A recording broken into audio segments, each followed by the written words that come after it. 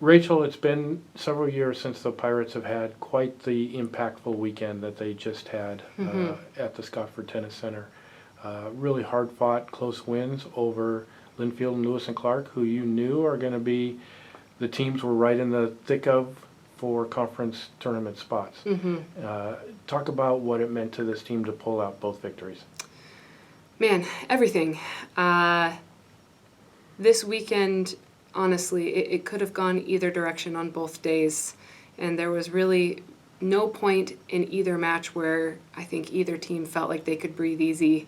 It came down to last matches. I mean, I think on Saturday we had 4 3-setters. Sunday, I think we had 3.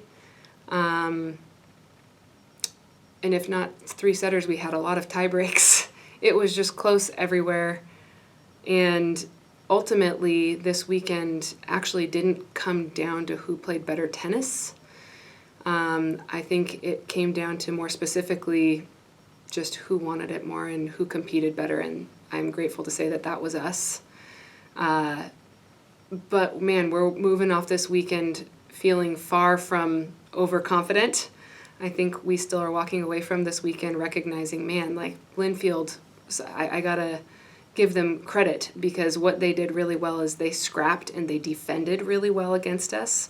We came up with really good offensive strategies, but they are just such a physical, talented team that they responded really well to us. And I think we can, even though we did close out the victory, learn still from matches like this. And I'm grateful to say that I think my team is actually walking away from this weekend properly humbled, even though we were able to get the W both days. Well, that was kind of my next question. You had 2 really, really big wins. As a coach, how do you refocus this team and tell them, okay, enjoy this for tonight, enjoy Sunday night. On Monday, we got to get back to work because we got just as important a weekend coming up. Yes. I think they know. I think they've, when we compete with a school that closely, I don't think there's any false confidence that comes out of winning those weekends. I think everyone really had the attitude of just utter gratitude that it did go in our favor this weekend. And I think there's a real recognition and humility of what we still need to do and accomplish if we want to get to where we want to go. And that's the conference tournament. We have some real work we still need to accomplish. It continues this weekend down in Oregon, Willamette and Pacific. Talk about the challenges each of these teams will present. Yeah, Willamette has historically been not as strong in our conference, and this year that won't be the case. They've had really remarkably similar scores to the schools that we've both competed against in similar spots. As a team, they play typically a little bit less fundamentally traditional tennis, and that can be really, really tough to come up against because they're really good at it.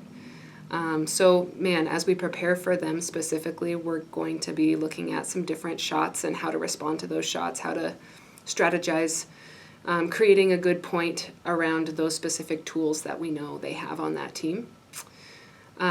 Pacific's an entirely different style of play. And really, really, really strong this year. 2 of the top players in the conference are at Pacific. And man, maybe more than 2. They have so many strong first years that we haven't seen play enough to really create a strategy against. And so we're going into the Pacific match, I think, preparing for more fundamental tennis, but recognizing too that, man, that they have a lot of first years like we have a lot of first years. Theoretically, if we don't play our best tennis, or even if they look like they can hit the ball bigger, can we show up and be the better competitors again like we were this week?